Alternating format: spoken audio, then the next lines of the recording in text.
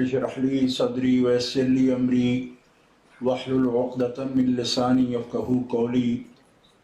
الحمد لله الذي لا مانع لحكمه ولا ناقض لقضائه، والصلاة والسلام على سيد انبيائه وسند اولیائه واحبابه المعارضين لاعدائه. اما بعد فاعوذ باللہ من الشیطان الرجیم. بسم اللہ الرحمن الرحیم. ثم اورثنا الکتاب الذین اصطفینا من عبادک. صدق اللہ العلی العظیم. ان اللہ وملائکتہ یصلون علی النبی یا ایہا الذین آمنوا صلوا علیہ وسلموا تسلیما. محمد وعلی آلہ وصحبہ. السلام علیک یا رسول اللہ، صلاۃ و سلام علیک یا حبیب اللہ. مولاي صل وسلم دائما ابدا علی حبیبک خیر الخلق کلہم.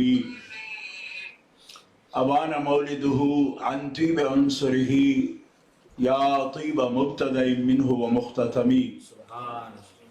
منزہ عن شریک فی محاسنہ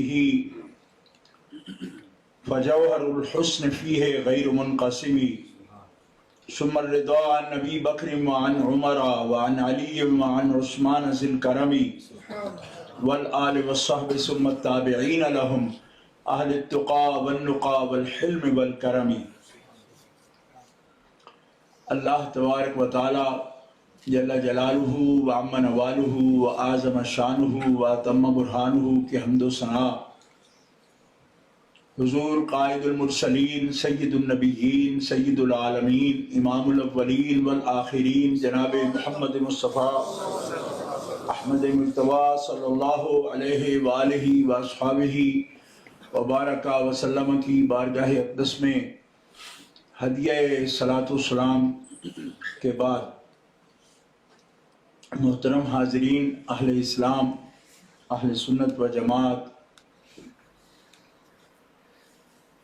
عاشقان مصطفیٰ و محبان اولیاء، جامع مسجد رضا میں آج رجب شریف کے مہینے میں ابتدائی عشرے میں سلطان الہند حضرت غریب نواز وارث النبی فی الہند سیدنا معین الدین حسن سجزی سنجری رحمۃ اللہ تعالی علیہ رحمۃ واسعہ، آپ کے عرس مبارک کے سلسلہ میں یہ خاص محفل منعقد کی گئی ہے اور منتظمین محفل کی طرف سے مجھے حاضری کا حکم ملا. میں حسب وعدہ حاضر خدمت ہوں. حضرت علامہ مولانا محمد خالد صاحب حفظہ اللہ تعالی جو لیسٹر سے تشریف لائے ہیں، انہوں نے آپ کے سامنے انگلش میں، اردو میں تصوف اور صوفیاء کرام اور حضرت خواجہ غریب نواز کی نسبت سے بڑی عمدہ تقریر کی، جو میں نے چند منٹ آ کے سنی ہے دفتر میں بیٹھ کر کے. اور یقیناً جو نوجوان ہماری بات کو اردو میں نہیں سمجھ سکتے یا پوری طرح رچاؤ کے ساتھ نہیں سمجھ سکتے، تو بڑا ضروری ہے کہ ان کے لیے کہ انگلش میں بھی ان کو ضرور اچھے طریقے سے سمجھایا جائے اور بتایا جائے. خالد صاحب ہمارے بہت ہی معقول عالم اور خطیب ہیں اور احسن انداز سے انہوں نے پیغام صوفیاء کا آپ کے سامنے پیش کیا ہے. اللہ تعالیٰ ان کے علم میں، فضل میں اور برکتیں عطا فرمائے. یہاں جو علماء کرام تشریف فرمائے ہیں، حضرت مولانا محمد الیاس صاحب، حضرت مفتی محمد حسن صاحب، حضرت مولانا خیر الدین صاحب اور دیگر حفاظ کرام، قراء حضرات، ہمارے دیرینہ ساتھی محترم عبدالبھائی صاحب، اور آپ سب کے ساتھ بھی بڑی عرصے سے میری ملاقات ہے. اس مسجد شریف میں بھی میں بڑے عرصے تک تقریب تسلسل سے کرتا رہا ہوں، آتا رہا ہوں. اللہ تعالیٰ آپ سب کو صدقہ ان اپنے محبوب بندوں کا آپ کو برکتوں سے مالا مال فرمائے اور عقائد اہل سنت حقہ پر ہمیشہ زندگی میں قائم رکھے اور اسی پر ہمارا انجام فرمائے.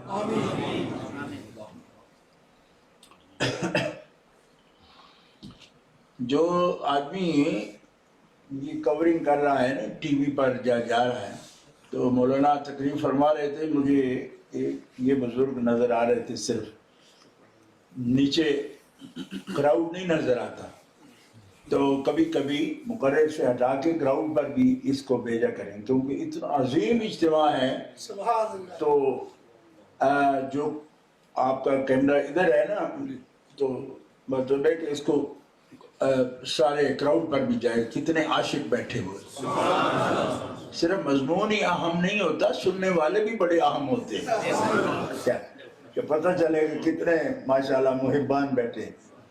تو جی ہاں، نہیں وہ ٹھیک ہے، لیکن کبھی کبھی کوئی ایسا بھی ہو کہ ماشاءاللہ ایک عظیم کانفرنس ہو رہی ہے، کراؤڈ کے اعتبار سے، مجمع کے اعتبار سے بھی اہم ہے. اور یہ آپ کا مسجد شریف کے لوگوں کا میں سمجھتا ہوں کہ بہت محبت ہے، کیونکہ یہاں جب بھی میں پہلے بھی جلسے میں آتے رہا تو کبھی مجمع کم نہیں دیکھا میں. اچھے مجمع کے ساتھ آپ محبت کے ساتھ سنتے ہو. اللہ تعالیٰ آپ کی ان محبتوں کا اجر آپ کو اس دنیا میں بھی اور اس دنیا میں بھی. تو وقت مختصر ہے، اس لیے میں آپ کے سامنے بلا تمہید یہ بات عرض کرنا چاہتا ہوں کہ نبی کریم صلی اللہ تعالی علیہ وسلم خاتم النبیین ہیں. آپ پہ نبوت اور وحی ختم ہو گئی. ختم سے مراد کہ وہ جو سلسلہ نبوت تھا ایک نبی کے بعد دوسرے نبی تشریف لاتے رہے، وہ آپ پر ختم ہو گئی. اور وہی جو ہر نبی کے پاس آتی، کسی کے پاس شریعت والی مستقل احکام کی، اور کسی کے پاس ہدایات جو انبیاء نے اپنی امتوں کو دیے. ہر نبی صاحب وحی ہوتا ہے. نبی اور وحی یہ آپس میں لازم ہے، لازم و ملزوم ہے. نبی صاحب وحی ہوتا ہے، اس بات نبوت وحی سے ہی ہوتا ہے. تو وحی کا بھی انقطاع ہو گیا. نبی علیہ السلام کی ذات شریفہ پائیں. آپ کے بعد کسی کے پاس بھی وحی شرعی نہیں آتی. یہ لفظ ہمیشہ یاد رکھنا، وحی شرعی نہیں آتی. وحی فطری آتی ہے، وہ ایک اور چیز ہے. وحی فطری قرآن پاک میں کئی لفظ ایسے وحی کے غیر انبیاء پر بھی بولے گئے ہیں، جس سے فائدہ اٹھاتے ہوئے مرزائی یہ کہتے ہیں کہ دیکھو حضرت مریم کوئی نبیہ تو نہیں تھی نا، تو قرآن کہتا ہے کہ ہم نے مریم کو وحی کی. قرآن کہتا ہے ہم نے موسیٰ علیہ السلام کی والدہ کو بھی وحی کی. تو جب عیسیٰ علیہ السلام کی والدہ کو وحی ہو سکتی ہے، حضرت موسیٰ علیہ السلام کی والدہ کو وحی ہو سکتی ہے، یا شہد کی مکھیوں کو وحی ہو سکتی ہے. اوحا ربک الی النحل، کہ تیرے رب نے وحی کی शहद की मक्खियों की तरफ। मैंने कहा मक्खियों की वही शरीयत नहीं होती, ऐसे लफ्जों से फायदा मत उठाओ। लेकिन ये लफ्ज सामने आ गया तो वजाहत कर दी कि जब भी हम कहते हैं कि नबी के पास वही आती है, उससे मुराद होता है वही शरई, और वही शरई वो होती है जिसमें कोई कानून होता है, जिसमें अहकाम होते हैं। औलिया के पास जो आता है वो इल्हाम होता है, उनके अपनी जात के लिए वो भी कानून होता है, लेकिन वो कानून दूसरों पर जारी नहीं होता। जो सबके लिए एक आईन, दस्तूर और कानून का दर्जा रखता है, वो अल्लाह के नबी की वही होती है, जिस पर कारबंद होना, इताअत करना फर्ज ऐन हो जाता है। वो तो उसका इनकिताब, जब खत्म नबूवत का मतलब ये हुआ तो वही का इनकिताब हो गया, आपके बाद किसी पर वही शरई नहीं आ सकती। तो सवाल ये पैदा हुआ कि फिर ये उम्मत तो रहेगी सदियों, उम्मत तो रहेगी, नबी अलैहिस्सलाम दुनिया से पर्दा फरमा जाएंगे। तो जब उम्मत रहेगी तो फिर लोगों को दीन की तबलीग कौन करेगा, तालीम कौन देगा? क्योंकि नबी की नबूवत उसी वक्त तक रहती थी जब तक वो कौम में रहते थे। ये नबी हैं कि दुनिया से पर्दा करें फिर भी इनकी नबूवत कायम है। एक खास बात है, आप में से जो हजरात हल्की तबीयत के हों मेरी जैसी, वो मेरे साथ बोलते रहें, और जिनका ग्रेड स्केल मेरे से ऊपर हो वो खामोश रहे, उनको मैं तकलीफ नहीं देनी चाहता। फिर बाद स्केल का भी बड़ा मसला हो जाता। तो पूरे से स्केल के जो बंदे हो ना मेरे जैसे, मैं तो आपके लिए देखे बड़ी दूर से आ गया हूँ। आप तो ब्लैकबर्न से आए होंगे ज्यादातर, मैं दूर से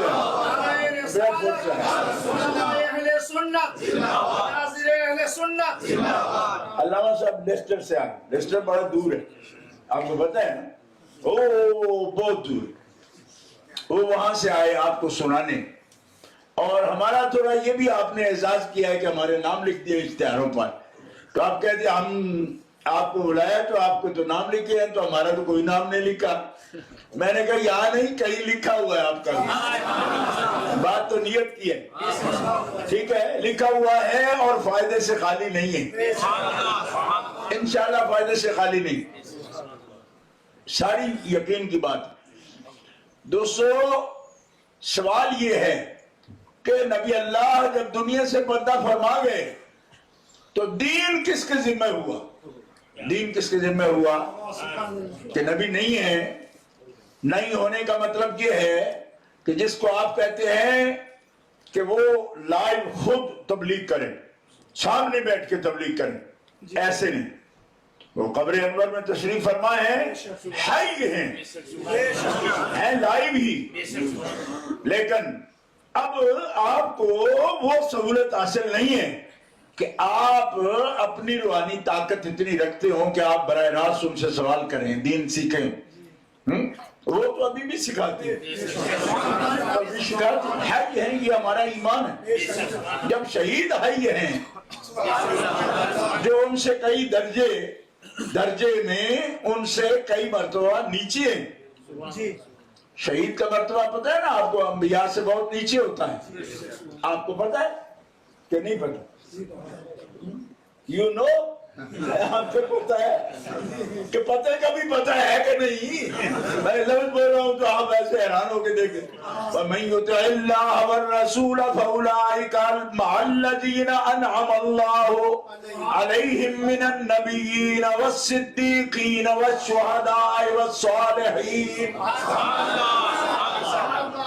दर्जा बंदी भी मैंने कुरान से सिखा, आपके सामने मैं पेश कर दी।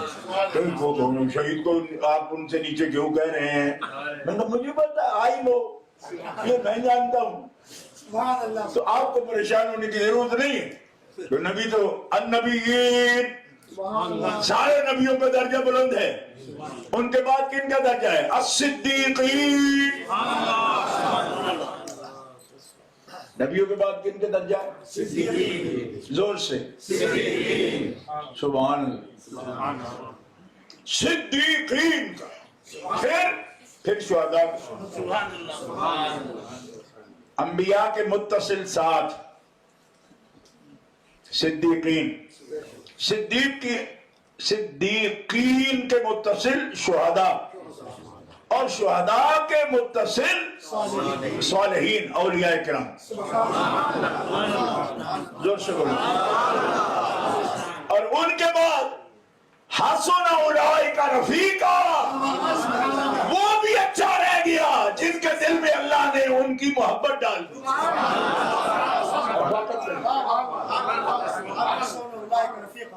حسن اولئک رفیقا، جنہیں ان کی رفاقت اور سنگت نصیب ہو گئی وہ بھی بہت اچھے ہیں۔ زور سے، میں اس لیے کہہ رہا ہوں کہ میں آپ کو ان میں سے سمجھ رہا ہوں، اور غصہ نہ کرنا کہ آپ میں سے کوئی ولی بنا بیٹھا ہو اور آپ کہیں گے ہمیں ولی نہیں مان رہے ہو، رفیق مان رہے ہو۔ میں تو اپنی رفیق ہی مان رہا ہوں، جس میں ولایت کے آثار دیکھے پھر کوئی بات کروں گا، اگر میں بھی دیکھ سکا، کیونکہ ان دنوں میں بھی بیمار ہوں، میری نظر بھی کمزور ہے۔ زور سے بولو، اے رفقائے اولیاء، زور سے بولو۔ رفاقت بھی نہیں رہے گی اگر آہستہ بولے گا، تو پتہ چل جائے گا کہ آپ کے اندر جذبہ ہی کوئی نہیں، رفاقت کیسی؟ زور سے کیسے؟ او اس کونے میں جو پیچھے بیٹھے آپ بھی رفقا ہو نا اولیاء کے، تو بولو زور سے سبحان اللہ۔ کیونکہ میں تو یہی سمجھ رہا ہوں کہ آپ رفقا ہو، اب پتہ نہیں بھئی آپ بولتے نہیں تو پھر کیسے رفقا ہو؟ اللہ اکبر، رفقا کو بڑا تو کچھ کرنا پڑتا ہے۔ حضرت ابو بکر صدیق رفیق نبوت تھے نا، اور ہیں، تھے نہیں، نبوت بھی ہے رفیق بھی ہے، نبوت بھی ہے، نبی بھی ہے، رفیق بھی ہے۔ اور صدیقین، نبیوں کے متصل مقام ہے صدیقین کا، اور یہ معلوم ہوا صدیق امت میں بہت سے ہیں، ایک نہیں ہے۔ کیوں کہ اگر اور نہ ہوتے تو صدیقین جمع کے ساتھ لفظ آتا کیوں؟ لیکن یاد رکھنا صدیقین پوری ایک کلاس ہے، مگر صدیق اکبر صرف ہے ہی ہے۔ زور سے بلیک برن ڈالو، بڑی ضرورت ہے زور سے بولنے کی، زور سے کہو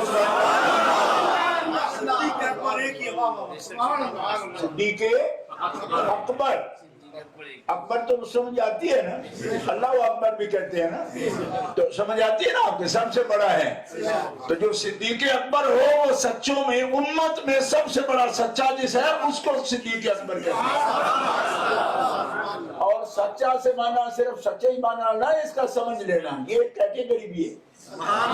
جیسے ولی کا مانا دوست ہوتا ہے نا، لیکن جب صالحین کے ساتھ بیان ہوا تو صرف یہ نہیں بیان کیا گیا کہ یہ نیک ہے، نہیں، یہ بیان کیا گیا کہ نیکوں کی جو کلاس ہے نا یہ اس میں داخل ہے۔ اب بات سمجھو، اور یہ بات ہم کا انکار نہیں کریں گے ہم، کیا کہ ایک ولی شہید بھی ہو سکتا ہے، یوں نہیں کہ اگر اولیاء میں سے ہے تو وہ شہداء میں نہیں سے ہو سکتا ہے۔ حضرت مولا کائنات علی شیر خدا شہنشاہ ولایت ہے، مگر وہ شہید اعظم بھی ہے، شہید اعظم ہے، وہ صدیق بھی ہے، کیونکہ اول المتصدقین کی جو جماعت ہے اس میں ابو بکر صدیق اور مولا علی دونوں اول المتصدقین میں ہیں۔ اور خود مولا علی فرماتے ہیں کہ صدیق تو میں بھی ہوں، صدیق میں بھی ہوں، مگر صدیقوں میں سب سے بڑا جو صدیق ہے وہ ابو بکر۔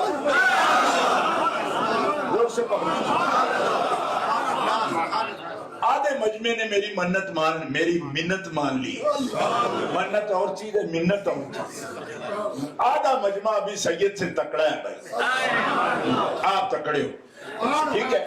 آدھے بندے میں سمجھ گیا ہوں بس سید کو مانتے ہیں، چل فقیر ہے، مسکین سید ہے، باہر سے آ گیا ہے تو چلو اس کے ساتھ بولیں، لیکن آدھا مجمع ابھی تکڑا ہے بھائی، اس لئے سارے بولو گے تو میں پھر گواہی دوں گا آپ کی کہ آپ بڑا احترام کرتے ہو سید۔ یہ مہربانی کریں، کیونکہ بات تو میں نے کرنی ہے، آپ نہ بولے تب بھی کرنی ہے۔ ہمارے پنجابی میں کہتے ہیں وہ نہ وہ دھپے تے بو نہ، کچھ تو کر، وقت تو پورا کر ہی جاؤں گا مگر مزہ نہیں ہے۔ تب ہے کہ جب آپ بات سن رہے ہوں میں سنا رہا ہوں۔ صدیقین والشہداء والصالحین، اور یہ کیا ہے؟ کیا ہے یہ تو آپ کو سمجھ آ گئی کہ اے اللہ کے مقرب بندوں کی یہ شانیں ہیں، ان میں صدیقین ہیں جو نبیوں کے قریب ترین ہیں، پھر شہداء ہیں جو صدیقین کے قریب ترین ہیں، پھر وہ صالحین ہیں جو شہداء کے قریب ترین ہیں، پھر ان کے رفیق ہیں جو ولیوں کے قریب ترین ہیں۔ ہم نے یہ اپنے پاس سے کیٹیگری نہیں بنائی، نہ کلاسیفیکیشن کی ہے، نہ ہم کر سکتے ہیں، کیونکہ یہ کلاسیں ہیں خدا کے قریبیوں کی۔ اللہ نہ کرے تو ہم کیسے کر سکتے؟ ہمیں پتہ ہی نہیں تھا، یہ اس نے بتایا تو ہمیں پتہ چلا، حضور کے ذریعے ہم تک بات پہنچی، لہذا غصہ نہیں کرنا، ٹھیک ہے؟ اگر آپ ڈیوزبری کبھی جاتے ہوں تو وہاں آپ کو ایسے بندے مل جائیں گے تو آپ کے ملک سے بھی ہوں گے تو آپ کو بات سنا دیں گے، آپ کو نہیں سنائیں گے، آپ کے بچوں کو سنا دیں گے۔ یہ بدعتی لوگ ہیں، اپنے پاس سے ہی رتبے بناتے رہتے ہیں، اللہ کے سوا عاجز بندے ہیں، رتبے کیا ہوتے ہیں؟ تو میں نے کہا تم نے کہاں سے سنا بھائی؟ تو کہتے وہاں میں گیا تھا، ایک پٹیل صاحب مل گئے تھے، انہوں نے سنا دی، ہمارے چچا ہے، بڑا خاندان کا آدمی ہے، تو سن لی میری۔ میں نے کہا ایسی باتیں چچوں کی نہیں سنتے، نبیوں کی سنتے۔ جب سے مسئلہ ہو گیا، آپ مسئلہ تک پہنچے نہیں۔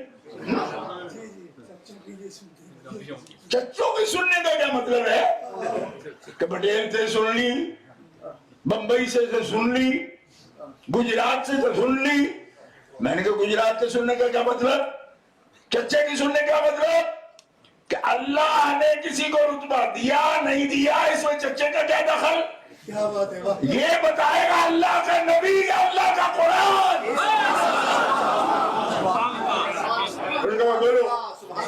بولو جی چچا جان، کوئی صدیق نہیں ہوتا، کوئی ولی نہیں ہوتا، کوئی شہید نہیں ہوتا، کوئی ان کا رفیق نہیں ہوتا۔ قرآن جی نے نہیں کہا تو بات جی وہ سنو۔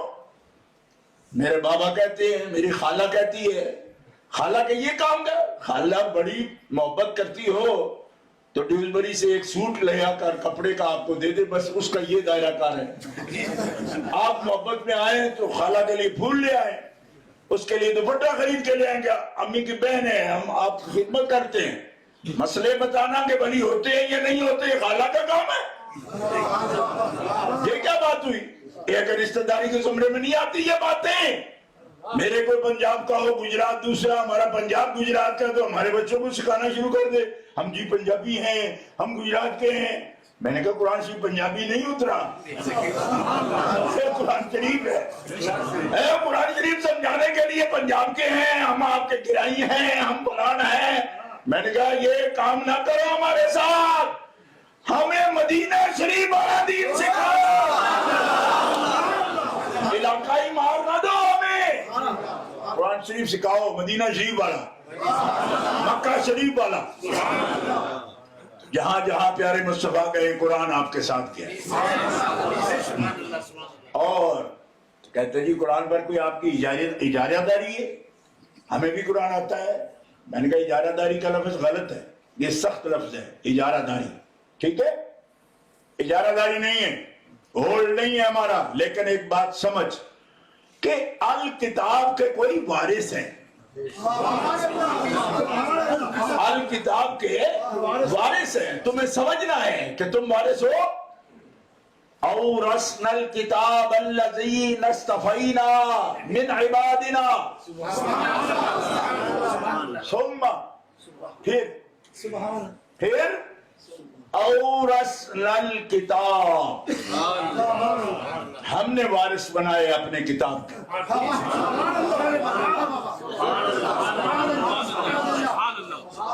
بس جہاں بھی میں جاتا ہوں لوگ سبحان اللہ کہتے ہیں اس لیے آپ کو تکلیف دے رہا ہوں. آپ کہتے ہیں کیا کرتے ہیں ہمارے ساتھ, پھر وہ ہمیں پکارتا ہے, ہم نے اس کو بلایا ہے یہ ہمیں بلاتا ہے. ایسا ہی ہوتا ہے, جس مہمان کو بلاتے اس سے بات نہیں کرتے ہو, صرف چائے پیش کر کے سامنے رکھ دیتے ہو اور کہتے ہو ٹھیک ہے جی آپ پیجئے, آپ آئے ہو مہمان ہو, بات نہیں آپ سے کریں. آئندہ نہیں آتا وہ جس سے بات نہیں کی جاتی. ثم اورثنا الکتاب الذین اصطفینا من عبادنا, پھر وارث بنایا. وارث کا لفظ تو سمجھ آتا ہے نا, وارث وارث وارث بنایا. کس کا وارث؟ زمین کا, دکان کا,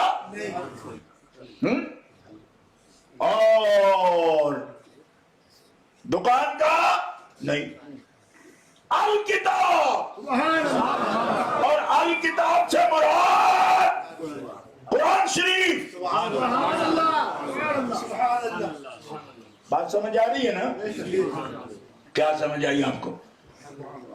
الکتاب, یہ کتاب پر جو الف لام ہے نا, یہ کیا ہے؟ کیا ہے یہ الکتاب پر جو الف لام ہے, یہ کیا ہے؟ یہ کتاب کو عام نہیں رہنے دیا اس نے. جیسے آپ خاص کرتے ہو کسی چیز کو تو دی, ادا, یہ کہتے ہو نا. ایک عام چیز ہے, ایک معین شے ہے, معین کو دیدہ کرتے ہو نا, اسی کو کرتے ہو نا. یہ خاص چیز یہ ہے, یہی ہے نا. تم ڈر رہے ہو خدا کے بندے, ویسے ہی بات تو انگریزی والیوں میں تمہیں اس لیے دیکھ رہا ہوں تم ایسے چپ ہو کے جیسے بالکل پرائمری پاس بھی نہیں, یہ ایم اے پاس ہے. یہ میری جماعت کا صدر ہے پورے یو کے کا. دہشت میں آ گئے, اور دہشت نہیں یار, میں سب کو بلا رہا ہوں. تم ایسے کام کا دہشت, یونیورسٹی کا پڑھا ہوا بچہ ہے اور دین دام میں بھی ساتھ نہیں دے رہا. معرفہ نکرہ کا فرق ہے بھائی. علماء کرام جیسے نکرہ عام ہے, معرفہ خاص ہے. پر میں ہر کتاب کی بات نہیں کر رہا کہ شیکسپیئر کو ڈراموں کے بھی میرے ولی وارث ہے, نہیں. یہ ڈراموں والی بک کے وارث نہیں, یہ اللہ کے حکموں والی محمد پہ اترنے والی دین والی کتاب الکتاب کے وارث میرے ولی ہیں.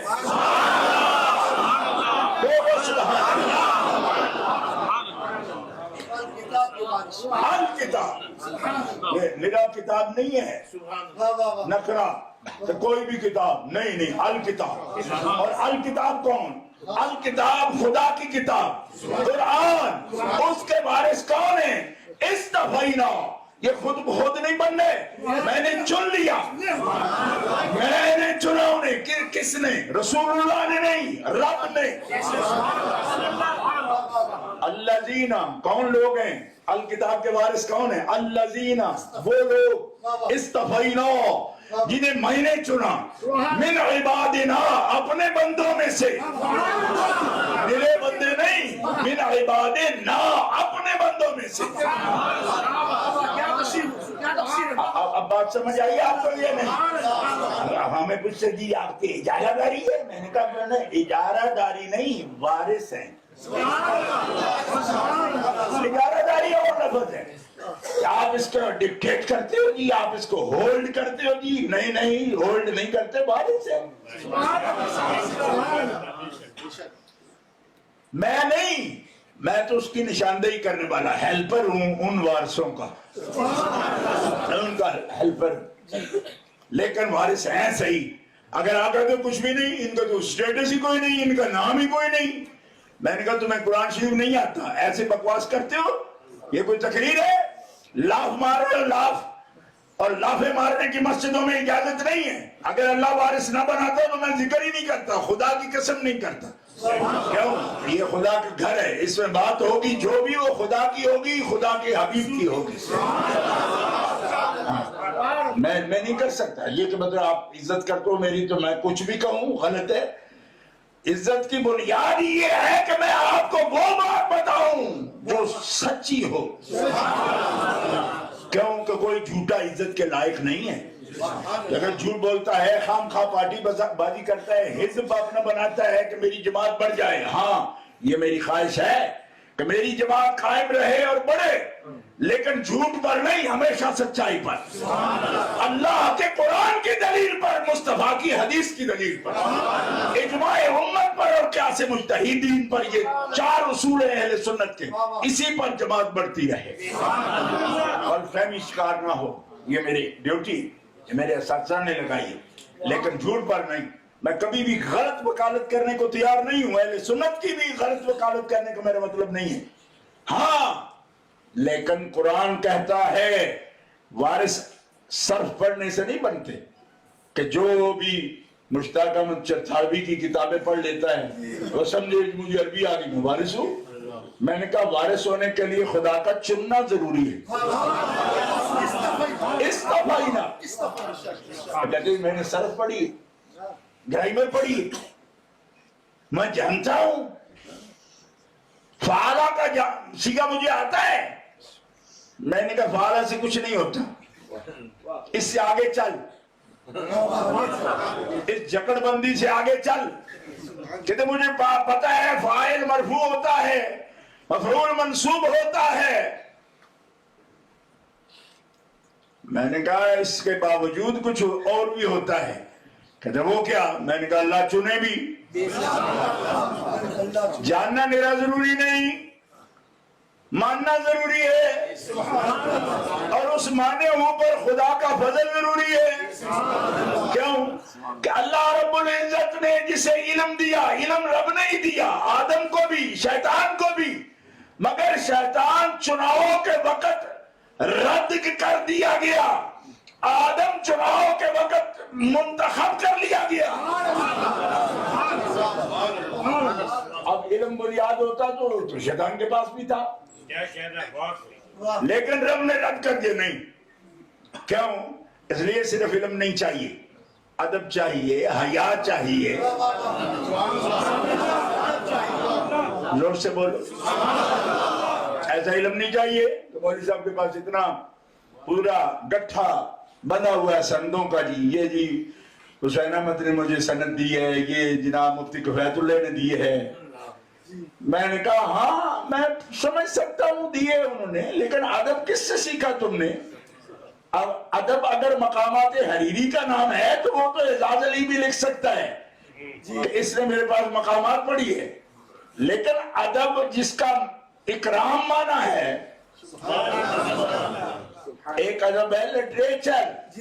وہ تو کوئی بھی استاد لکھ کے دے سکتے لٹریچر کی فلاں کتاب اس نے میرے پاس پڑھی ہے، لیکن ادب سے مراد اکرام، عزت ان کی جن کو رب نے عزت دی ہے. وہ کس سے سیکھی آپ نے؟ کہتے وہ بھی ان سے سیکھی. میں نے کہا انہوں نے تو خود نہیں سیکھی، وہ تو حیا نہیں کرتے. انبیاء کا بھی کھڑے ہو کے درود و سلام نہیں پڑھتے ہیں، کھڑے ہو کے درود و سلام پڑھنا تو شرک اور کفر کہتے ہیں. تو میں نے کہا تیرے تو استاد کو ادب نہیں آتا. ماں آ جائے تو کھڑے ہو جاتے ہیں نا بچے، باپ کے لیے کھڑے ہوتے کہ نہیں ہوتے؟ استاد کے لیے نہیں کھڑے ہوتے. اور دنیا کا کون سا عالم ہے جو آپ کو یہ بتاتا ہو کہ ماں کا احترام نہ کرو، باپ کا احترام نہ کرو، استاد کا احترام نہ کرو، صحابہ کا احترام نہ کرو، اہل بیت کا احترام نہ کرو، انبیاء کا احترام نہ کرو؟ کون استاد ہے جو استاد آپ کو یہ بتاتا ہے وہ خود بھی بے ادب ہے، اس کے شاگرد بھی بے ادب ہے؟ صرف سندے پکڑنے سے کوئی عالم ہو جاتا ہے؟ ہوتا تو پھر شیطان کو بھی عالم مانا جاتا. سندے تو اس کے پاس بھی تھی، وہ بھی یہی کہتا تھا مجھے اللہ نے سکھایا ہے، لیکن بے ادب ہو گیا. اس لیے ہر عالم جو کسی فن میں دعویٰ رکھتا ہے وہ کتاب کا وارث نہیں ہے. کتاب کا وارث وہ ہے کہ استفینا من عبادنا، کہ جسے ہم نے چن لیا اپنے بندوں میں سے، اور بندے بھی اپنے. زور سے کہو عبادنا کا نسبت، میں نے اپنے بندوں میں سے چن. اس کا مطلب ہے وارث کتاب وہ ہے جو خدا کے بندوں میں سے. زور سے کہو اب بتاؤ عباد نا کون ہوتے کون ہیں؟ وَعَلَىٰ عِبَادِ اللَّهِ الصَّالِحِينَ نماز میں بھی جن کا ذکر ہے وہی الصالحین ہیں جن کا شہداء کے بعد ذکر ہے۔ اب آپ کو کیا سمجھ آئی بھائی کہ ایک سسٹم حضور نبی علیہ السلام کے دین کے لیے رب نے قائم فرما دیا کہ حبیب آپ کو ہم بے وارث نہیں رہنے دیں گے، قیامت تک دین رہے گا، آپ کی کتاب رہے گی، میری کتاب رہے گی، قیامت تک رہے گی، بلکہ قیامت کے بعد بھی رہے گی۔ کیوں کہ قیامت کے دن بھی جو فیصلے ہوں گے وہ تیری کتاب کے مطابق ہوں گے۔ کہو سبحان اللہ۔ میدان حشر میں بھی جو فیصلے رب کرے گا نا وہ آخری کتاب کے مطابق فرمائے گا۔ زور سے کہو سبحان اللہ۔ اس لیے ہم یہ نہیں کہتے کہ قیامت تک، بلکہ قیامت کے دن بھی میزان ضرور ہوگا۔ کیوں کہ آخری کتاب میں بیان ہوگی، اور آخری کتاب میں یہ بھی بیان ہو گیا کہ میزان پر کسی بد عقیدہ کا عمل نہیں لایا جائے گا۔ کیوں؟ اس کے پاس اہلیت ہی نہیں، اس کے پاس اہلیت نہیں، لہذا کوئی بد عقیدہ جو اصول دین کا منکر ہے وہ چاہے اچھے عمل کرے وہ تولے ہی نہیں جائیں گے۔ کیوں کہ اللہ کا حکم ہے کہ میرا جو میزان ہے نا اس کو گندا نہیں کرنا، میزان ستھرا میرا ہے، میں رب کا میزان ہے، کنڈا لگا ہوا ہے نا تو گندا نہیں کرنا۔ عرض کی اللہ بد عملوں سے تو گندا ہو ہی جاتا ہے، فرمایا نہیں عمل کا اپنا وجود حصی نہیں ہے، وہ حکمی بات ہے، لہذا مومن بد عمل بھی ہو تو گندا نہیں ہے، گندا نہیں ہے، اور بد عقیدہ اگر بظاہر پاک ہو تو بھی ستھرا نہیں ہے۔ یعنی جو اصول دین کے منکر ہیں ان کا کوئی عمل میزان کے قریب نہیں، سیدھے جہنم میں پھینکو ان کو۔ یہ میزان میں نے اس لیے نہیں لگایا کہ گندا کریں یہ آ کر اور بتاتے پھریں جی ہم نے نمازیں پڑھی ہیں۔ ان کو کہو تیری نماز قبول کب ہے؟ اس لیے کہ ہم نے نماز کا بعد میں نام لیا، آمنو کا پہلے لیا۔ جب تو ایمان کے پرچے میں فیل ہو گیا تو عمل الصالحات میں تو آیا کیوں؟ پہلے پیپر میں تو، اور پہلا پیپر تو ڈیپینڈنٹ ہے، موقوف علیہ، جو پہلے پیپر میں فیل اگلے پیپر کے سوال ہی نہیں ہوں گے اس سے۔ تو پہلے پیپر میں فیل ہو گیا، فیل ہے، اب کیا چاہتا ہے؟ اب چاہتا ہوں میرا وزن ہو، ان کا وزن نہیں، گندا نہیں کرنا، کنڈا کانٹا گندا نہیں کرنا، اٹھاؤ اس کی گڈڑیاں عمل کی اس کے سر پہ رکھو، اٹھا کے سیدھے جہنم میں جائیں۔ بد عقیدہ ہے خبیث، اس کا عمل توڑ کے ہم اپنے میزان گندا کریں گے؟ اگر آپ یہ سوچ رہے ہوں کہ اب آپ سختی پر آ گئے ہیں، اب آپ سختی کا پہلے آپ نے کہا کہ ہم قرآن سے باہر نہیں جائیں گے، اب آپ سختی پر آ گئے ہیں، آپ قرآن سے باہر جا رہے ہیں، یہ کہاں تو لکھا ہے؟ ہم تو سمجھتے ہیں کافر کے بھی عمل تولے جائیں گے۔ میں نے کہا آپ غلط سمجھتے ہیں، آپ غلط سمجھتے ہیں، اس لیے آپ کو جلسے میں آنا چاہیے تھا تاکہ آپ کے مسئلہ واضح ہو جائے آپ پر۔ افحسب الذین کفروا ان یتخذوا عبادی من دونی اولیاء انا اعتدنا للکافرین نزلا قل هل ننبئكم بالاخسرین اعمالا الذین ضل سعیهم فی الحیاۃ الدنیا وهم یحسبون انهم یحسنون صنعا اولئک الذین کفروا بآیات ربهم ولقائه فحبطت اعمالهم فلا نقیم لهم یوم القیامۃ وزنا۔ اب ان کو لطف آ گیا نا، جن کو لا نقیم لہم یوم القیامت وزنا کا معنی آتا ہے، انہوں نے زور سے سبحان اللہ کہا۔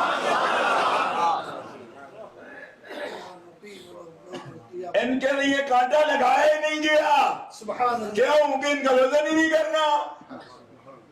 مثلا آپ ایک چیز منگواتے ہو، چائنا سے ہی منگوا لیتے ہو، ٹھیک ہے، آج کل تو نہیں منگواتے ہو، ڈر جاتے ہو۔ اچھا ایک چیز آپ نے منگوائی، ایک برانڈ ہے، جاپان سے منگوا لیا، کہیں سے منگوا لیا آپ نے، ٹھیک ہے، کچھ انہوں نے اس برانڈ کی چیزیں نہیں بھیجی اور بھیج دی۔ اب یہاں آپ کا جو منشی ہے وہ گنتی کر رہا ہے، ٹھیک ہے، 1 2 3 4 5 6، آپ یہاں کھڑے ہیں، آپ کہتے ہیں اس کو پھینک دو ادھر، وہ کہتے کیوں؟ فرمایا گنتی نہیں کرنی کہ اس کنٹینر میں جو کچھ آیا گنوں، فرمایا جو کچھ نہیں، جو برانڈ منگوایا ہے اس کو واپس کرو ان کو، اور ان کو لکھو کہ ہم نے کوئی آرڈر دیا تھا، یہ مال کیا بھیج دیا آپ نے، ہم نے جس برانڈ کی چیز منگوائی اس کی آنی چاہیے۔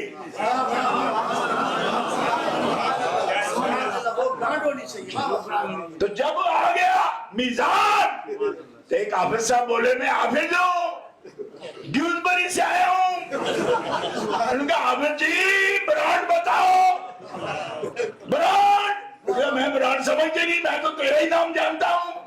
انہوں نے کہا نہیں، میرے نام کی بات ہوتی تو تم نے تو میرا سسٹم سارا، میرا سسٹم چیلنج کر دیا تم نے، میرے سسٹم میں میرا نام نہیں، میرے رسول کا نام ہے، میرے نبی کا نام ہے، میرے صدیق کا نام ہے، میرے شہید کا نام ہے، میرے صالحین کے نام ہے، ان کے رفقا کا نام ہے۔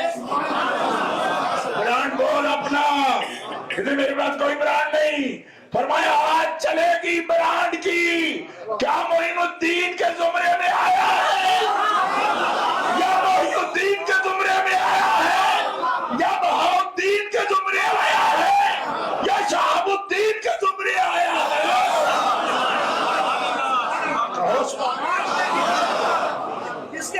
کس کے زمرے میں آیا، کس گنتی میں ہے تو، کون ہے تو کہ میں ہوں؟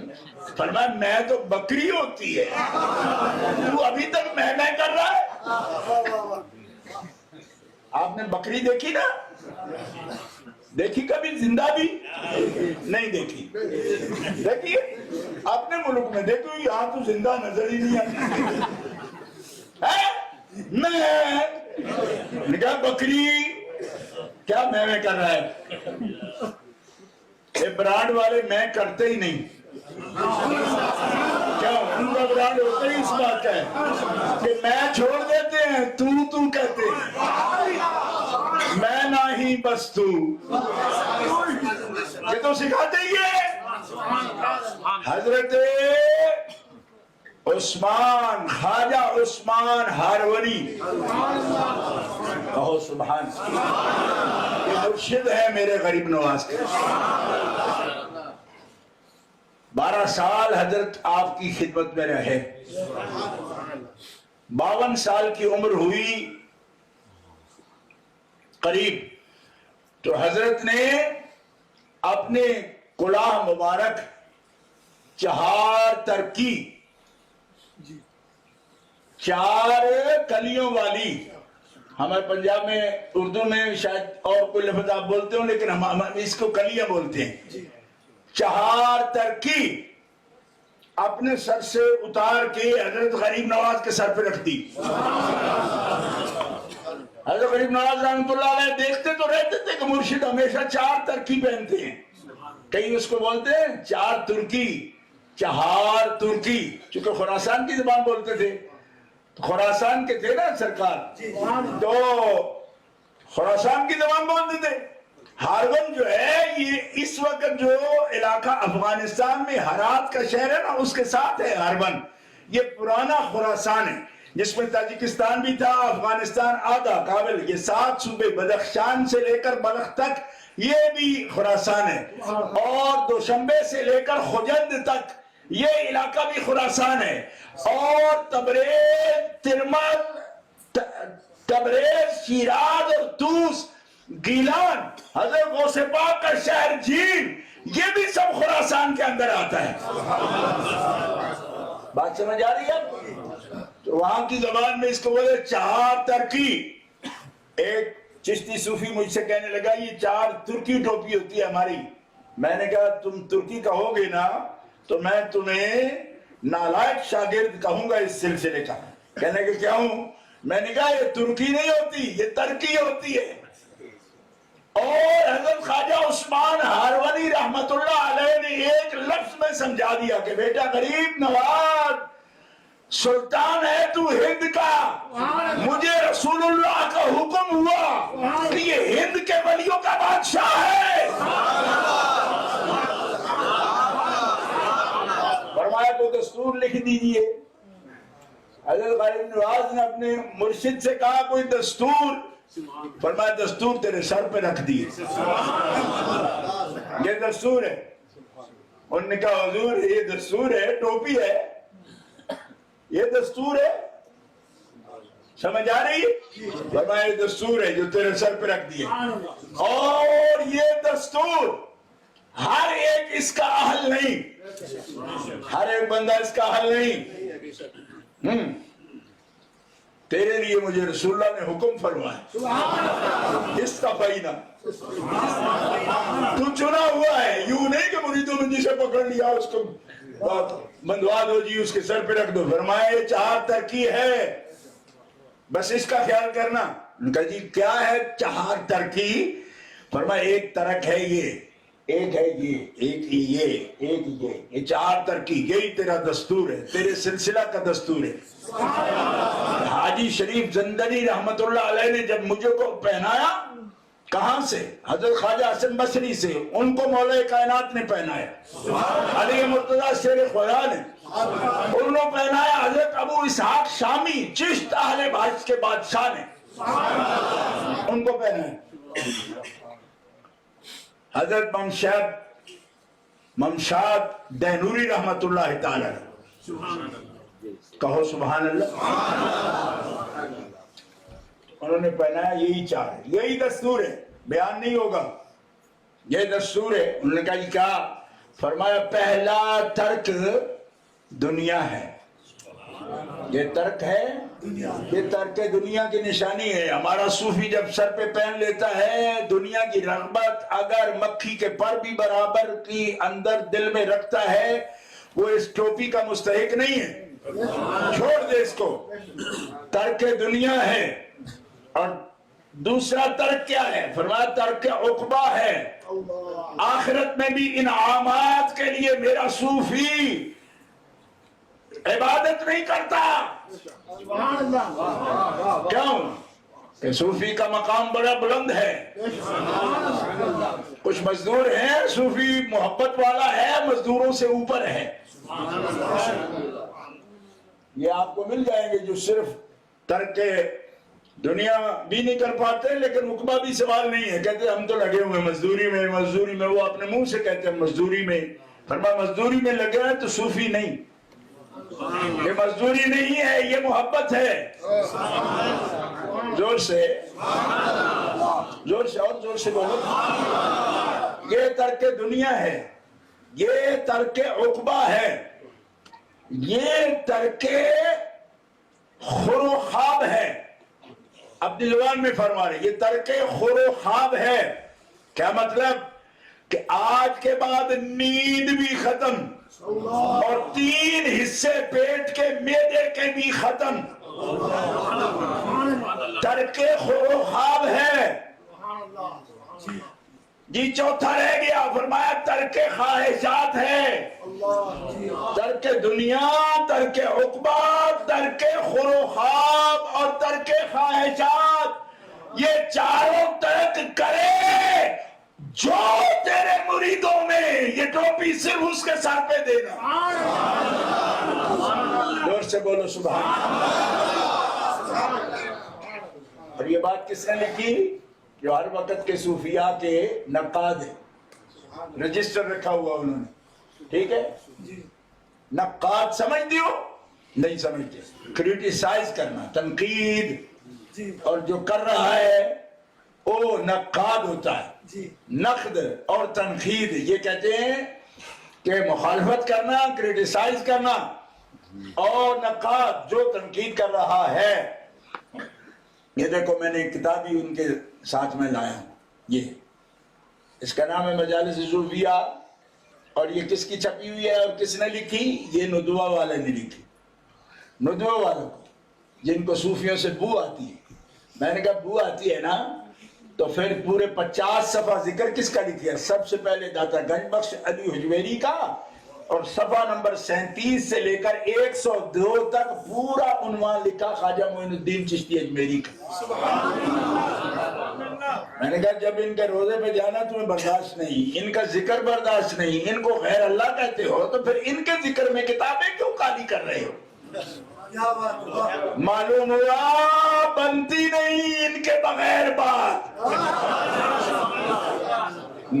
تیری کتاب چھپی ہوئی ہے، ندوہ والوں نے لکھی، لکھنؤ والوں نے، ندوہ کا نام تو جانتی ہو نا؟ ہاں انہوں نے لکھی۔ تو پہلے 37 صفحہ تک کس کا ذکر لکھا؟ یعنی شروع کس سے کیا؟ دیکھو یہ اگر پڑھ سکتے ہو، حضرت داتا گنج بخش علی حجویری، اور 37 صفحہ سے لے کر 102 صفحہ تک، یعنی کتنے؟ 37 اور 102 کتنے بن گئے؟ 70 صفحے تک ذکر لکھا۔ تو میں نے کہا ندوی ہونا تو اپنے باپ کا لکھو، شبلی نعمانی کا لکھو، ابو الحسن ندوی کا لکھو، رابع ندوی کا لکھو، وہ تمہارے باپ ہے نا۔ تو غریب نواز کا کس لیے لکھتے ہو؟ ان کو تو غیر اللہ کہتے ہو، ان کو کہتے ہو لوگ پوجا کر رہے ہیں، ان کی ان کے بت کر رہے ہیں، فلاں کر رہے ہیں۔ تم نے خود لکھا ہے کہ یہ تو وہ بادشاہ ہے، اس کتاب میں لکھا ہے کہ یہ وہ بادشاہ ہے کہ غوری ہو، التمش ہو، التمش ہو، غوری ہو، ایوک ہو، ان سے لے کر اورنگزیب عالمگیر تک، شاہ جہان ہو اس کا باپ، اکبر ہو مغل اعظم اس کا بیٹا ارشاد سلیم، مرد نہیں عورتیں بھی۔ آج بھی جا کے حضرت کے دالان شریف میں جہاں آرا بیگم کا سین بنایا ہوا آج بھی نظر آئے گا، شاہ جہان کی مسجد نظر آئے گی، اور اکبر مغل اعظم کی بارادری اور پوری شہر کی فصیل نظر آئے گی۔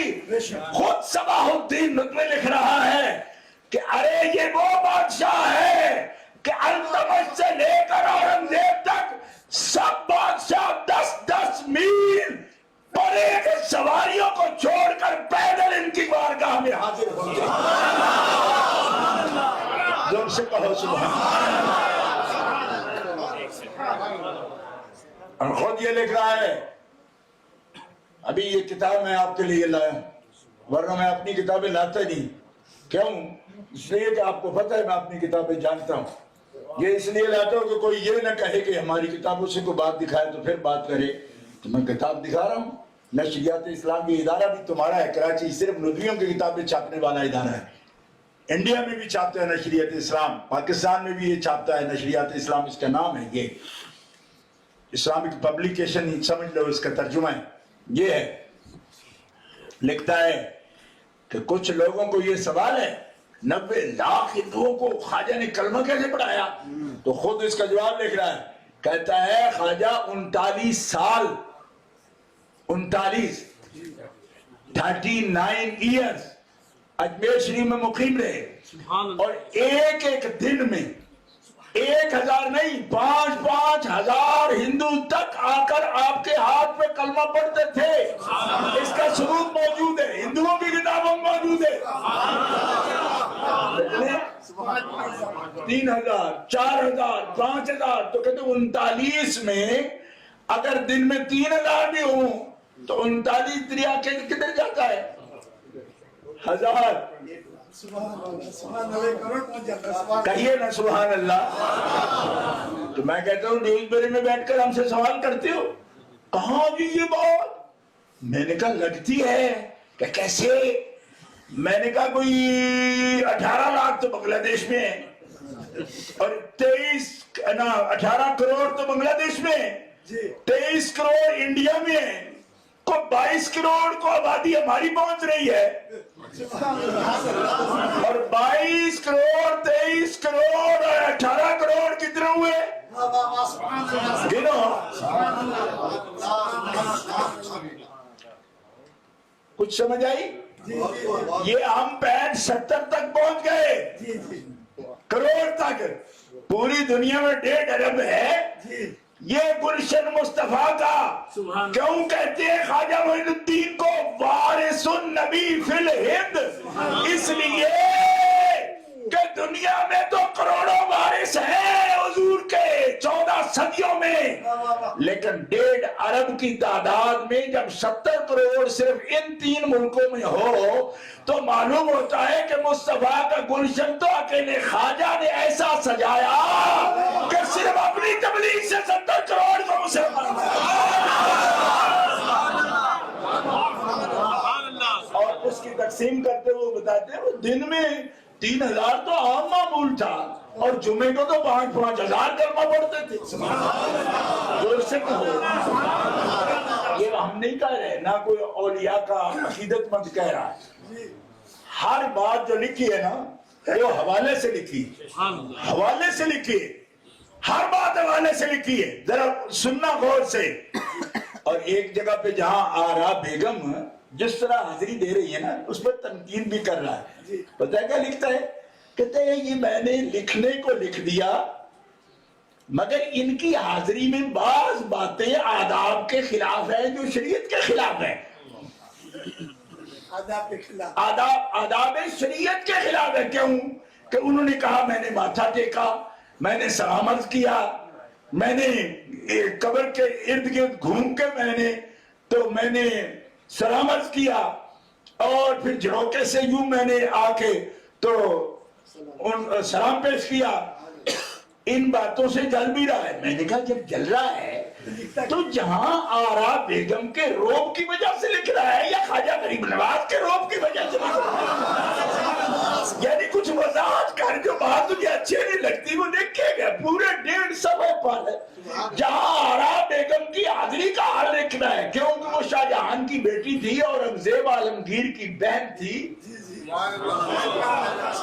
اور وہ لکھتی کیا ہے کہ میں اپنے ابا کے ساتھ 3 مہینے اجمیر میں رہی ہوں اور آج بادل نخواستہ کہ میں بادشاہ کی بیٹی ہوں کہہ بھی نہیں سکتی کہ ابا اجمیر سے جانے کو جی نہیں چاہتا. کوئی کہے گا کہ آپ تو خاک یا نشین ہو، باپ بھی اور تم بھی کھاٹ کے بغیر سوتے ہو، یہاں کیسے دل لگا لیا؟ جہاں بیگم خود لکھ رہی ہیں، اپنی پوری خود نوشت ہے ان کی آٹو بایوگرافی، اس میں لکھ رہی ہیں فرمایا مجھے اللہ کی کبریائی کی قسم ہے بادشاہ کی بیٹی ہوں اس کے محلات میں بھی وہ سکون نہیں جو خواجہ غریب نواز کی چچائی پر لیتے ہوئے سکون نصیب ہے. کہو زور سے سبحان اللہ. جو سکون لینا چاہتے ہیں وہ ان کے نام لے، خدا کی قسم بے سکونی دور ہو جائے گی. تو نام کے ساتھ انہوں نے سید بھی لکھا ہوا ہے، سابق ناظم دار المصنفین اعظم گڑھ انڈیا ایم اے سید صباح الدین عبد الرحمن. میں نے کہا آپ خود تو لکھ رہے ہو، غوری کو بھی آپ نے لکھا، خود لکھ رہے ہیں. کہتے ہیں وہاں کا راجہ تھا اور اس کا ایک جوگی تھا جس کا نام جے پال تھا. اس نے کہا کہ میں تو روک نہیں سکتا. یہ رائے پتھوڑا نے کہا کہ میں تو روک نہیں پاتا، مہمان ہیں اور وجی ہیں، ان سے نور پھوٹتا ہے، لیکن تیرا تو فن ہے جے پال، کچھ کر. تو خود ندوی صاحب لکھ رہے ہیں، میں تو ان کو قدوی کہتا ہوں لیکن قدوی صاحب خود لکھ رہے ہیں. جے پال آیا اور اپنے شعبے دکھانے لگا. خواجہ غریب نواز مسکرائے، فرمایا جے پال یہ کوشش مت کر تو، اس لیے کہ ہمیں رب نے چن لیا اس کام کے اور ہماری ڈیوٹی ہمارے رسول نے لگائی. ہم خود نہیں آئے، مدینہ منورہ میں حضرت خواجہ عثمان ہارونی رحمت اللہ علیہ ان کو ساتھ لے کر گئے اور قبر انور سے آواز آئی کہ یہ ہے میرا نائب اور میرا وارث، ہند میں کروڑوں لوگوں کو اس کی ضرورت ہے، لہذا عثمان ہارونی ڈیوٹی پر بھیج۔ میں نے یہ شہباز سے بات بھیجا ہی اس لیے تھا کہ اس کی تربیت کر، اب جو ہو گئی تو یہ ہندوستان جائے اور ہندوستان سے مجھے ایمان کی خوشبو آتی ہے۔ آج جو دنیا کے چپے چپے پر ہندوستان سے عالم فاضل کتابیں صحت عقیدہ کی تحریک ہے، یہ کس کی پود لگائی؟ بہار اب جو گلشن میں آئی ہوئی ہے، یہ سب پود انہی کی لگائی ہوئی ہے، یہ سب پود انہی کی لگائی ہوئی ہے۔ اگر 70 کروڑ ان 3 ممالک میں آگ ہے تو 70 کروڑ کا بیج 6ویں صدی ہجری میں اجمیر میں بیٹھ کر حضرت غریب نواز نے لگایا ہے، بیج انہوں ڈالا ہے۔ جو رب ایک دانے سنو، جو رب ایک دانے سے کیسے آپ نے کہہ دیا؟ میں نے کہا 90 لاکھ والی بات کو ہمارے ذمہ لگاتے ہو نا، یہ عقیدت مند ہیں کہہ دیتے ہیں۔ میں نے کہا تم تو نہیں ہو، تم کیوں کہہ رہے تم کیوں کہہ رہے ہو؟ بلکہ تم تو تعویل اس بات کی پیش کر رہے ہو کہ یہ کوئی زیادہ تعداد ہی نہیں بنتی۔ کیوں کہ وہ تو 1 مہینے کی اگر لاکھ بن جاتے تو 39 سال رہے ہیں وہ، 3 دنوں میں 30 ہو گئے تو 1 مہینے میں کتنے؟ 90,000 ہو گئے تو 39 سال میں کتنے ہو گئے؟ کہتے ہیں یہ کوئی اتنی عجیب بات نہیں، کیوں کہ متواتر یہ لکھا گیا ہے کہ ان کی خدمت میں تو ایک جمگٹھا رہتا تھا، ہر روز نئے آنے والے لوگ جو مسلمان ہو جاتے تھے، اور آپ سے پوچھا گیا کہ اتنی قبولیت؟ فرمایا میں ڈیوٹی پر ہوں، قبولیت میری نہیں، قبولیت ان کی جنہوں نے مدینہ سے مجھے بھیجا، میرے مرشد کو حکم دیا۔ اور اجازت کس کس مقام پر چیک ہوتی ہے نوٹ کرو۔ حضرت خواجہ عثمان ہارونی رحمت اللہ علیہ نے فرمایا جب جاؤ تو آداب یہ ہیں کہ تم سے پہلے جس کی ڈیوٹی ہے اس کا نام ہے علی بن عثمان الحجویری، ستلج سے پار نہ گزرنا، ستلج دریا کے ادھر سے نہ گزر جانا، راوی کے کنارے ہیں وہ، وہاں جانا اور ان سے اجازت لینا۔ کیوں؟ اس لیے کہ رسول اللہ نے جنہیں وارث بنایا، رب نے جنہیں چنا، وہ باقاعدہ آداب سے مدینہ آ رہے ہیں تو علی بن عثمان کے پاس جانے کی کیا ضرورت ہے؟ تو بڑی سرکار سے آرڈر آ گیا، فرمایا آرڈر آیا پر تجھ سے پہلے بھی کسی کے پاس آرڈر تھا نا۔ تو ادب یہ ہے کہ جو سابق ہے، ادب جو ہے یہ ہے کہ جو سابق ہے، اور یہی مسئلہ دنیا کو مولا علی نے سمجھایا۔ ادب یہ ہے کہ جو ہم میں سابق ہے، ادب یہ ہے۔ ایک بندہ کہنے لگا حضرت ہم آپ کو سب سے اعلیٰ سمجھتے ہیں، فرمایا ادب یہ ہے کہ جسے رسول اللہ نے ہمارا سابق فرمایا۔ کون؟ صدیق اکبر، میرے ہوتے ہوئے جسے مسلح میں کھڑا کیا وہ سابق ہے ہم سے، جو سابق ہے ہم اس کا ادب کرتے ہیں۔ حضرت عثمان ہارونی نے فرمایا تیرے سے پہلے ڈیوٹی ہے علی بن عثمان کی، ستلج سے پار نہ گزرنا، راوی کے کنارے جانا، ان کی قبر پر حاضری دینا، وہ اجازت دیں تو دلی جانا۔ اے مسلمانوں زور سے کہو سبحان اللہ۔ یہ اصطفاء عینہ کی نشانی ہے، اصطفاء عینہ کی نشانی ہے۔ جو چنے ہوتے ہیں، چنے ہوئے ہوتے ہیں، ٹھیک ہے، چنے ہوئے ہوتے ہیں، منتخب، الیکٹڈ یا سلیکٹڈ، وہ ادب والے ہوتے ہیں۔ زور سے ان سے اجازت دے کے بھیجا، اور جن سے اجازت ملی صرف اجازت کو کیا کہہ رہے ہیں؟ گنج بخش فیض عالم۔ یہ جہان کا فیض ہے ان کے پاس اور یہ گنج بخش ہیں. گنج بخش تو اللہ ہوتا ہے. میں نے کہا اللہ تو گنج بخش کا بھی اللہ ہوتا ہے, وہ بہت بلند ہے. اس کا مطلب ہے تمہارے پاس الفاظ کا ذخیرہ ہی نہیں ہے. ہم تو اللہ کو صرف گنج بخش کبھی کہتے ہی نہیں. ایک کتاب میں بھی نہیں لکھا جہاں لکھا ہوگا اللہ گنج بخش ہے. اللہ اللہ ہے. اللہ کا نام ہی اتنا بڑا ہے کہ یہ گنج بخش چھوٹا لفظ ہے اللہ کے لیے. وہ گنج پیدا کرتا ہے, گنج پیدا وہ کرتا ہے. کہو سبحان اللہ. تم کیا بول رہے ہو جی ان کو گنج بخش بولو. میں نے کہا کیوں گنج بخش بولے, اس کو اللہ بول رہے ہیں نا. تو اللہ تو کسی دوسرے پر بولا ہی نہیں جاتا, گنج بخش تو ہزاروں پر بولا جا سکتا ہے. کوئی نہیں سمجھ آئی؟ تمہیں سمجھ ہی نہیں ہے کہ اللہ کا لفظ گنج بخش سے بڑا ہے. ایک مولوی اصغر نام ہے اس کا, وہ وسن پورے میں رہتا ہے. مجھے کہتے ہیں ہم اللہ کو گنج بخش کہیں گے. میں کہا اچھا اس کو گنج بخش کہو گے تو پھر اللہ کس کو کہو گے؟ اگلا نام اگر تمہیں اولڈ لگتا ہے, ذرا پرانی طریقہ رکھا ہو گیا, وہ بڑا وقت ہو گیا اللہ اللہ کہتے ہوئے, اب اس کو گنج بخش کہنا ہے. تو میں نے کہا ٹھیک ہے اس کو گنج بخش کہہ لو, پھر اللہ کس کو کہنا ہے؟ تو پھر بولتی بند. تو میں نے کہا بیوقوف پہلے سوچا کر بھائی گنج بخش تو ان کے بزرگ بھی ہو سکتے ہیں, لیکن اللہ تو دوسرا ہو ہی نہیں سکتا. نہ کوئی نبی اللہ ہو سکتا ہے, کوئی نبی کوئی رسول خود کو اللہ نہیں کہہ سکتا. تمہیں یہ پتہ ہی نہیں کہ اللہ کے نام میں چیز کیا ہے. تم روز کہتے ہو جی دادا اس کو کہو, دادا اس کو کہو. میں نے کہا دادا تو کہہ سکتے ہیں, جو بھی دے گا اس کو کہہ سکتے ہیں, اللہ کہہ ہی نہیں سکتے کسی کو. یہ تو اسم ذات ہے اس کا, جو صرف اسی پر سچا آتا ہے, دوسرے پر آتا ہی نہیں. کوئی پوچھے کیوں نہیں آتا؟ اس لیے نہیں آتا کہ اللہ وہ ہوتا ہے جسے کسی نے بنایا نہ ہو, وہ خود سے ہو, وہ واجب ہو. کہو سبحان اللہ. اور جب اس کی ذات کے بنا واجب ہے ہی کوئی نہیں, سب ممکن ہیں, تو پھر وہ واجب ذات صرف ایک ہے, اس کا نام اللہ ہے. اب ہر روز نئے نام منتخب مت کرو.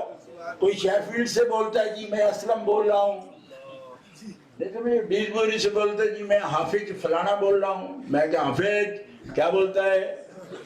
کہتے میں کہتا ہوں کہ تم غریب نواز کہتے ہو, تو غریب نواز بھی اللہ ہے. تو میں نے کہا وہ تو امیر نواز بھی ہے, تم اس کو چھوٹا بنا رہے ہو. یہ کیا بول رہے ہو؟ وہ اللہ ہے, اس کے تو جو ملازم ہیں, اس کے جو چنے ہوئے ہیں وہ غریب نواز ہیں. تو جس کے چنے ہوئے غریب نواز ہو جاتے ہیں ان کا مالک تو اللہ ہے. غریب نواز اب کسی کو سمجھ نہیں آتی وہ بیج کیسے بن گئے. میں نے کہا قرآن کہتا ہے کہ فی ایک دانہ کا حبۃ انبتت سبع سنابل فی کل سنبلۃ مئۃ حبہ. جب تم صدقہ کرتے ہو نا, ایک دانہ ڈالتے ہو, اس کی مثال صدقے والی کیا ہے کہ ایک دانہ زمین میں ڈالتے ہو, ہر دانے سے ایک سنبلہ بالی, اور ہر بالی میں 100 دانہ. ایک دانے نے پیدا کیے کتنے دانے؟ 100 دانہ نا, 700 دانہ. ایک حبہ سے 7 سنابل, سنابل 7 سنابل, اور ہر سنبلہ میں 100 دانہ. تو ایک دانے سے 7 بالی, ہر بالی میں 100 دانہ. ایک دانے نے کتنے کیے؟ 700 دانہ. ایک غریب نواز توحید کا بیج دل میں بویا تو پیدا کیا 70 کروڑ.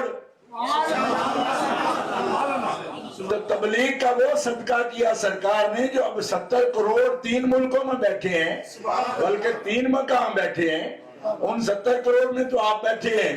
آپ ادھر آ گئے تو آپ بھی تو ایمبیسیڈر ہو غریب نواز کے, سفیر ہو, ڈیوٹی پر بیٹھے ہو, تبھی تو غریب نواز کا عرس منا رہے ہو. ہم پاکستان میں بیٹھے ہوں, لیکن جہاں دنیا گھومتا ہے عرفان مشہدی, تو یہ بھی تو ایمبیسیڈر ہے غریب نواز کا. بنگلہ دیش علماء مسلٹ سے آ جاتے ہیں، وہ کون ہیں؟ وہ بھی ان کے امبیسڈر ہیں. کیوں؟ کہ انہی کی وہ بیج سے، حبہ سے سنبلے بنے، اور سنبلوں میں بھی 700 دانہ بنا. اس زمانے میں 70 کروڑ تعداد ہو تو وہ 1 کروڑ جو آپ نے اپنی آنکھوں کے سامنے توحید سکھائی، اس 1 کروڑ سے 70 کروڑ ہو چکے ہیں. دن بہ دن یہ سلسلہ بڑھ رہا ہے. میں نے کہا ایک ڈاکٹر خلیق نظامی صاحب ہیں دہلی کے، بہت بڑے ریسرچ اسکالر ہیں، تھوڑی تھوڑی دماغ میں دیوبندیت والے بھی بات بھری ہے.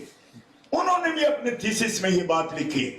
انہوں نے کہا کہ اس بات کا انکار نہیں ہو سکتا کہ یہاں جتنا اللہ نے جتنا فیض حضرت غریب نواز کے ہاتھ سے توحید کا تقسیم کرایا ہے، یہ کسی اور اللہ کے ولی کے حصے میں نہیں آیا.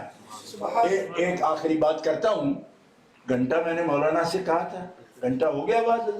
ہاں آخری بات کرتا ہوں، گفتگو ختم. یہ تو اتنی لمبی کہانی ہے، میں یہ کتاب سے بھی اقتباس پڑھنے نہیں شروع کی میں نے، تو میں نے کوئی کتابیں نہیں ختم کرنی تھی، صرف حوالہ دینا تھا.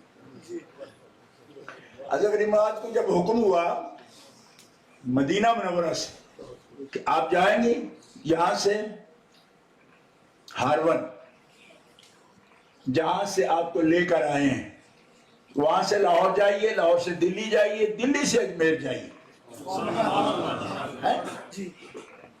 کہیے نا سبحان اللہ. یہ ہوتے ہیں خدا کے منتخب جن کا میپ بھی وہاں بنتا ہے. منتخب ایسے ہوتے ہیں، یہ روٹ تیرا یہ ہے، اس کے روٹ کو بھی نہیں چھوڑنا. کہو سبحان اللہ.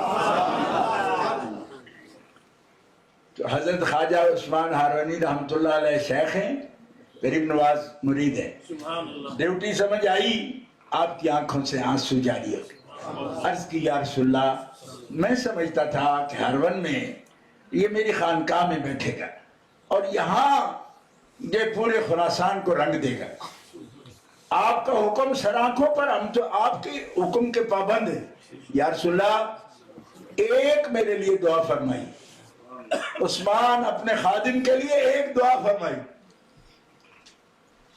ارشاد ہوا کیا؟ میں دعا یہ کیجئے یا رسول اللہ، قیامت کے دن تک میرے معین الدین کا سلسلہ دن قیامت تک کبھی منقطع نہ ہو. دل سے سننا اگر کوئی اس نسبت کا بندہ بیٹھا ہے، ہر جگہ یہ بات آپ کو سنائی نہیں دے گی. حضرت خواجہ نے گنبد خضرا کے سائے میں یہ دعا کی، یا رسول اللہ معین الدین ہندوستان جائے گا، لیکن معین الدین کا نسبت 6ویں صدی ہجری سے لے کر یہ 15ویں صدی ہجری کی 41 سال 41 ایئرز گزر چکے ہیں. آج پورے 1000 سالہ اس تاریخ میں نوٹ کرو، ایک لمحہ بھی ایسا نہیں آیا جب چشتی نسبت کے بعد نسبت بزرگ دنیا سے ختم ہوئے ہوں. ہر طریقت پر کبھی کبھی زوال کا وقت آیا ہے. حضرت معین الدین اجمیری کی نسبت پر زوال کا وقت تو 1000 سال میں ایک وقت بھی نہیں آیا. یہ دعا فرمائے. اور زندہ سلسلوں میں اس وقت بھی اگر میں آپ کو تعارف کرنا شروع کروں 2 گھنٹے چاہیے صرف اس سلسلے کا تعارف کرانے میں. صرف ان کی ایک لڑی جو ہے نا، ایک لڑی، یعنی میں حضرت ناگور شریف والے بزرگوں کا ذکر نہ بھی کروں، وہ بھی خلیفہ ہیں براہ راست حضرت غریب نواز کے. 13 خلیفہ تھے براہ راست، اور کا ذکر نہ کروں، صرف حضرت خواجہ قطب الدین کا کروں نا. کس وجہ سے؟ اس وجہ سے کہ جس خطے میں میں رہتا ہوں اس خطے میں 120 گاؤں، بڑے بڑے قصبے 120 جس قوم کے ہیں نا، اس قوم کا جو بڑا تھا اس کو بھی 7ویں اور 8ویں صدی ہجری میں حضرت فرید الدین گنج شکر نے مسلمان کیا. آج بھی وہ پوری قوم مانتی ہے. اس علاقہ کو بار بولتے یہ دریائے چناب اور دریائے جہلم کے درمیان کا علاقہ ہے، اس میں 4-5 اضلاع آتے ہیں، اس میں یہ قوم موجود ہے۔ 120 گاؤں سے زیادہ علاقہ، اب تو کئی اس سے بڑھ چکے ہیں۔ یہ سارے وہ ہیں جو حضرت فرید الدین گنج شکر نے مسلمان کی، ان میں اب کوئی بابی بھی ہو نا، وہ بھی تسلیم کرتا ہے کہ یار ہمارے بڑے کو مسلمان بابا فرید الدین نے کیا، تسلیم کرتے ہیں۔ اور ایک قوم کا نہیں ہے، یہ کھرل ہوں، کھوکھر ہوں، گوندل ہوں، کئی قومیں ہیں۔ لیکن میں جس علاقے میں رہتا ہوں وہ علاقے میں 120 گاؤں صرف انہی کے ہیں، M L A M P سب وہی اسی قوم کے بنتے ہیں۔ وہ تسلیم کرتے ہیں کہ ہمارے بڑے کو مسلمان حضرت بابا فرید نے کیا تھا۔ تو مسلمانوں، یہ صرف ایک خلیفہ، اس کا فیضان ہے۔ انڈیا میں چلے جاؤ، بنگلہ دیش میں چلے جاؤ، بنگلہ دیش میں بھی ان کے خلیفے موجود ہیں۔ آپ کے جو یہاں پہ ابھی اعلان ہو رہے تھے، کوئی اشرفی ہیں، یہ اعلان کر رہے تھے اشرفی بزرگ ہیں، حضرت مخدوم جن کے خلیفہ ہیں، ان کے جو شیخ ہیں، حضرت علاء الدین کے جو شیخ ہیں ابو نصر سراج، وہ بنگال کے شیر ہیں، اللہ کے ولی ہیں۔ حضرت نظام الدین اولیاء محبوب الہی کے جو بنگال کے کئی اضلاع میں مسلمان ہوئے ہیں لوگ، یہ حضرت ابو نصر سراج کا فیض ہے۔ حضرت نظام الدین کے خلیفہ ہے، حضرت نظام الدین حضرت بابا فرید کے خلیفہ ہے، حضرت بابا فرید حضرت قطب الدین کے خلیفہ ہے، اور قطب الدین حضرت غریب نواز کے خلیفہ ہے۔ اور ایسے خلیفہ ہیں کہ 12 خلفاء کو فارغ کیا، فرمایا آخری وقت میں قطب الدین تم میرے پاس رہو گے، جب تک آپ کے تدفین نہیں ہوئی تب تک آپ کو اجازت نہیں فرمائی۔ اور فرمایا وہ چہار ترکی قطب الدین تیری ہے، اور جب یہ محسوس کرو کہ چہار ترک پر لوگ عمل نہیں کریں گے تو اس کو دفنا دینا ہے، سر نہیں چاہیے، دل چاہیے۔ لوگ کہتے ہیں ٹوپی کے لیے سر چاہیے، فرمایا سر نہیں، دل چاہیے۔ جب سمجھو کہ چہار ترک پر لوگ عمل نہ کر سکیں گے تو روایت نہیں چلانی۔ جس شیخ کو بھی شوق ہو دنیا کا مال جمع کرنے کا، اس کے سر پہ چہار ترک نہ رکھنا، کیونکہ ترک دنیا یہ پہلی صفت ہے۔ اور شاہ نصیر الدین چراغ دہلوی، حضرت نظام الدین نے چہار ترکی جب آپ کو پہنائی تو فرمایا میں دیکھتا ہوں کہ اتنی پابندی لوگوں سے نہیں ہوگی، اس کو دفن کرنا،